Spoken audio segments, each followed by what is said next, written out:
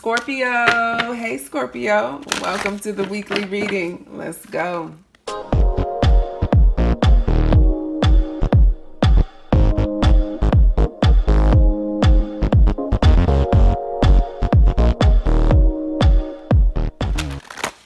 All right, Scorpio, Sun, Moon, Rising, and Venus signs. Let's do this. This reading is for Scorpio, Sun, Moon, Rising, and Venus signs. This is Fiona Louise, Intuitive Coach Sultan with Worth a Read 1111.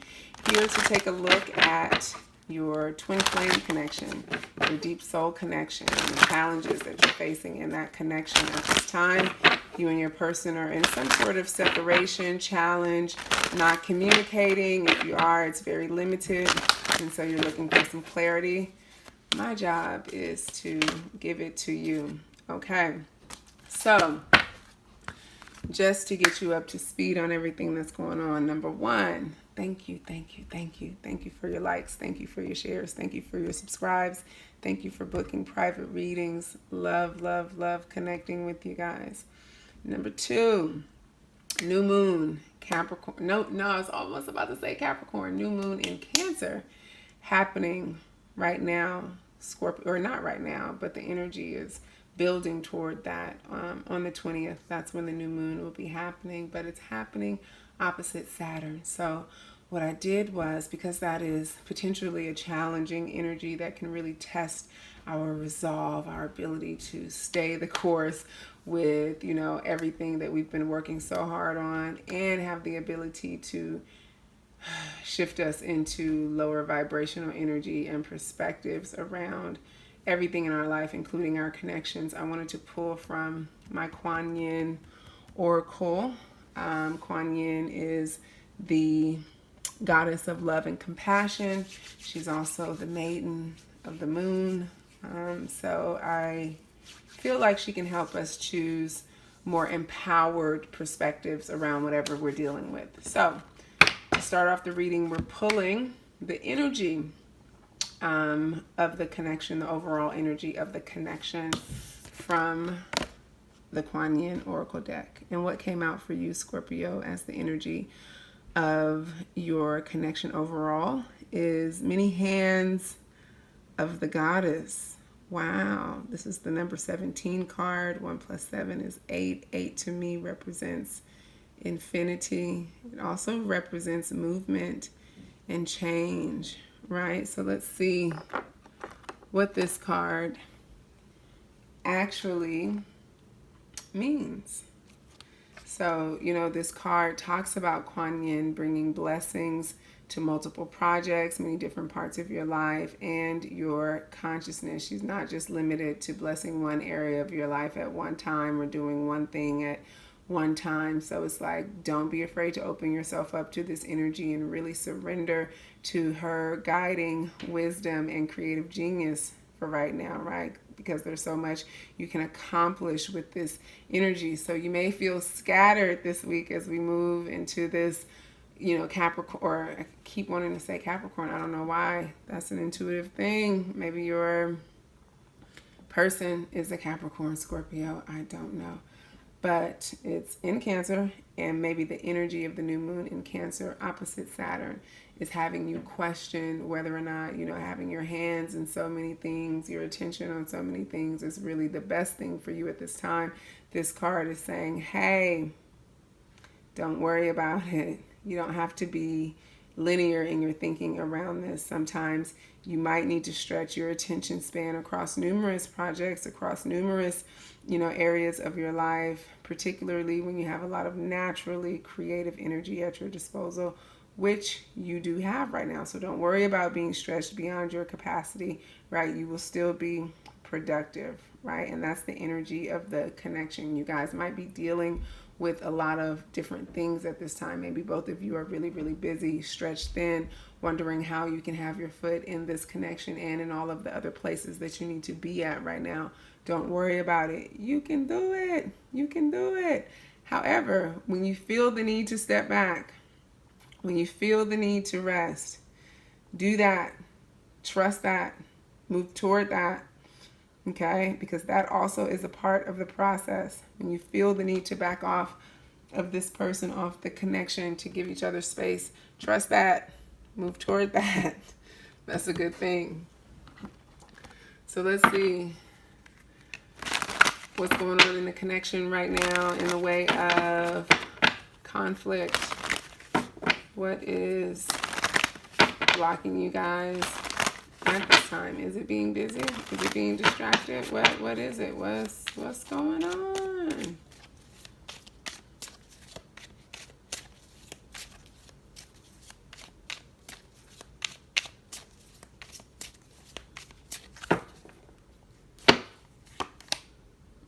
So we have victim.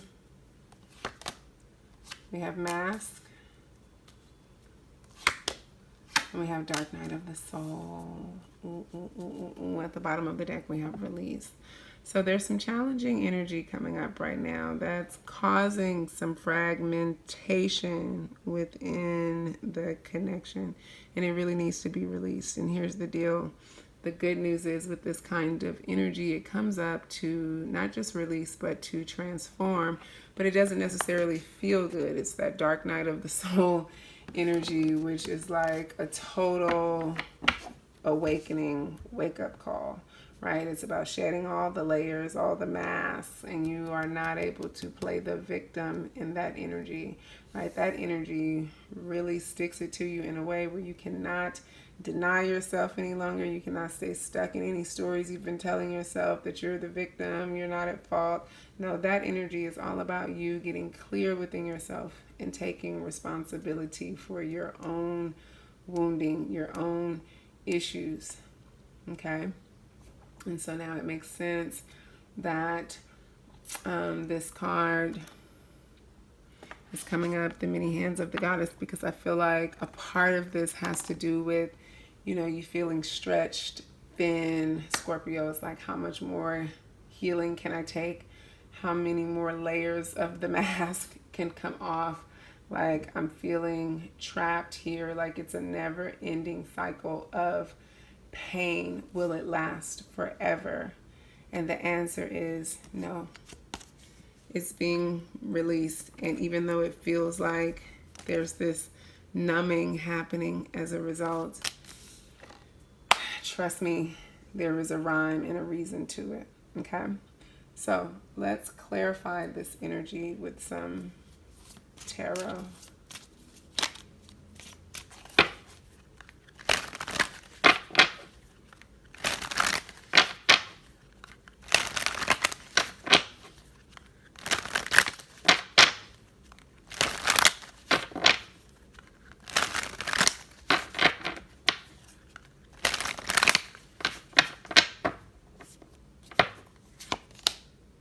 So we have Seven of Swords. This card has been coming up a lot today, right? When I see the Seven of Swords, I do think of like deception and manipulation, someone being shady, but I also see it as like running away from the truth, right? Running away from the pain, running away from the real issues. And sometimes we get so tired of the pain that we want to run, but that keeps us from this Ace of Wands, which is the new beginning that I'm telling you is present for you to step into. Look, and the Ace of Pentacles, jackpot card, right? This is about abundance. This is about really being able to write your own ticket with the universe, but you got to go through this process of release first. And then look at that, Knight of Cups. Yeah, to me, this is about some new energy coming in. Something that feels good, maybe with an offer of some sort, right? Possibly from your person. Yes, from your person, the Lovers. But you got to tear down the walls first. You got to do the work, right? It's not all unicorn and rainbows. You actually have to go through this. But what's your work to do right now? Keep believing, no matter how hard it may get, no matter how hard it can feel, right? And what's interesting is that the star is ruled by Aquarius. This card says Saturn. I've never known the star to be connected to Saturn, but you know, hey, maybe I'm wrong here. Possible. I'm going to take both. I'm going to say both. you know, and it's interesting that it's saying Saturn, considering that, you know, right now the moon is going to be opposite Saturn. So it's a good time to keep the faith.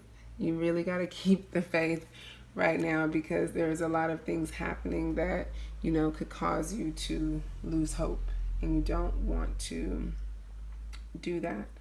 What are some of the things that still need to be released between you and your person, right? What are some of the things that need to be released in the connection?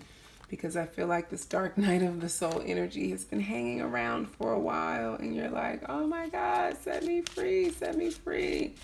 You know, I feel like I've gotten to my authentic self already. Okay, so what things still need to be released between you two?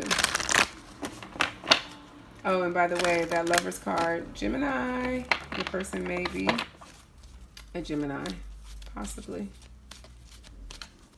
So what still needs to be released between you two? Yeah, look, surrendering. Releasing is all about surrendering. You know, you can't time this. You can't control this. You can't predict this. You can't direct this. You really just got to let go and be with this.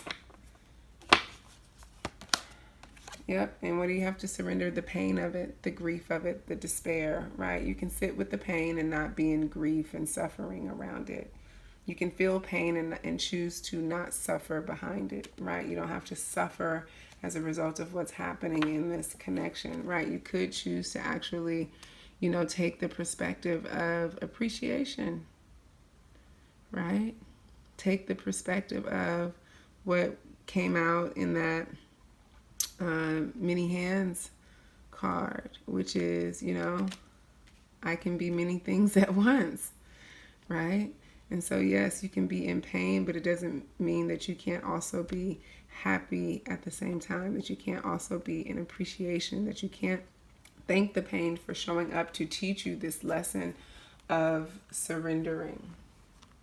Let's pull some tarot to flesh that out, see what those lessons, get some more messages around those sticking points between you and your person at this time. I feel like you also are learning, you know, having to let go of this idea of trying to make each other happy, right? That's impossible. Can't do that.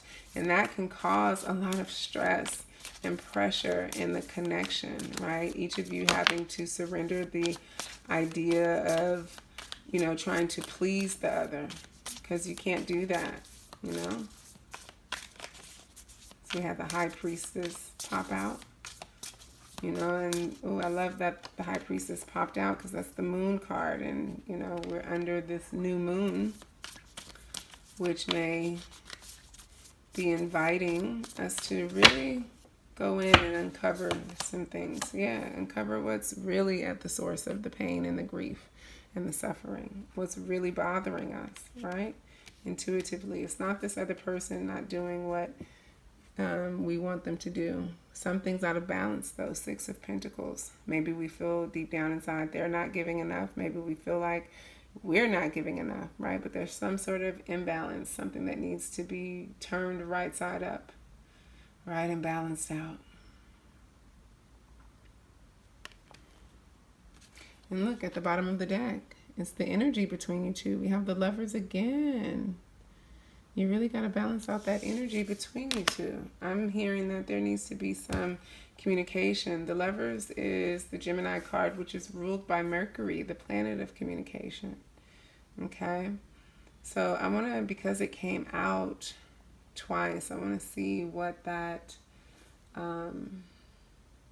Lovers card is there for. And what do I want to use to... Okay, I know what I want to use. What's underneath that Lovers? I feel like it's communication needed about what's happening, right? I feel like that's part of, you know, why this dark night of the soul could be lingering on, Scorpio, because there is a lack of communication between you and your person. But we'll see.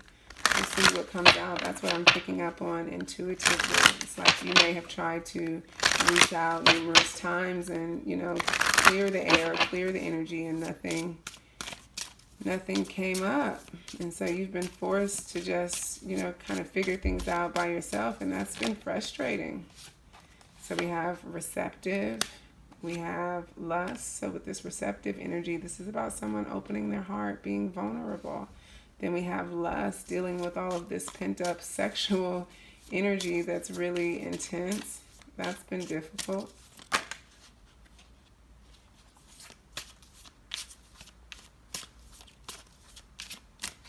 Okay. All of that is in the Lover's card. Oh, and then questioning if you're, better off, right? This is about happiness. Look, we have happiness again, perspective, clear headspace. Wow. And then at the bottom of the deck, memories. I feel like this is all you have to hold on to at this time. And so it's like, wow, is this really what I even thought it was? Am I better off just trying to find my own happiness and, moving on? Is there a better perspective? Is there another perspective I can take that will leave me better off? Am I better off without this person even in my headspace? Can I just get them out of my headspace? But you can't. You can't, because of this energy, this lust energy is really intense. Okay. So let's see how they're feeling. Oh, God. Okay. That was too many. So what is their energy when they think about this connection? What is their energy?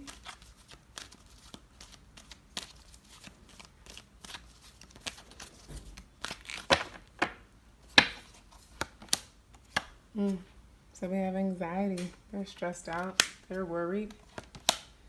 This is you wanting something to happen, wanting some movement to take place. So what we're going to do is jump on over to the extended, flesh this energy out more, really see what's behind all of this anxiety and stress, what continues to block the connection, as well as get some messages from this person to you, Scorpio. So we'll take a look at all of that in the extended reading. If you want to do that with me, you can just click the link in the description box below and it'll take you right where you need to be. Make sure though you subscribe to my channel and like this video before you go so that I know you are here and we can keep connecting. I also want to share something with you. I want to share the book of the week, Braving the Wilderness. So Scorpio, when I meditated on your energy and asked Spirit what was in this book that you needed to know in regards to your reading and your connection, I landed on pages 156 and 157. It says, again, the key to joy is practicing gratitude. Okay? When you are grateful for what you have, you understand the magnitude of what may have been lost. Okay? The more you diminish your own pain or rank it or compare it, the less empathetic you become to others. That when we surrender our own joy to make those in pain feel less alone, or to make ourselves feel less guilty or seem more committed, we deplete ourselves of what it takes to feel fully alive and fueled by purpose. And sometimes when we can't acknowledge the pain of others while experiencing our own joy, we close our eyes, insulate ourselves, pretend that there's nothing we can do to make things better, and opt out of helping others. This ability to opt out of suffering and injustice or pretend everything is okay is the core of privilege. Okay? And so, stepping out of privilege, you can choose not to acknowledge what's happening around you because it's too hard, or you can choose to take a look and do the work around it. Okay? And be aware of it and the part you play in it. Okay? And this is talking about awakening to the pain of the world, but I'm talking about you awakening to the pain within you and within this connection, and not diminishing it in any way, not diminishing your feelings or your partner's feelings. Okay? It says, people are hard to hate close up. Move in, speak truth to bullshit, be civil. Okay, so if you want to hear more from this book, the link for it is down below. I hope you got something out of that message. Make sure you join me over in the extended.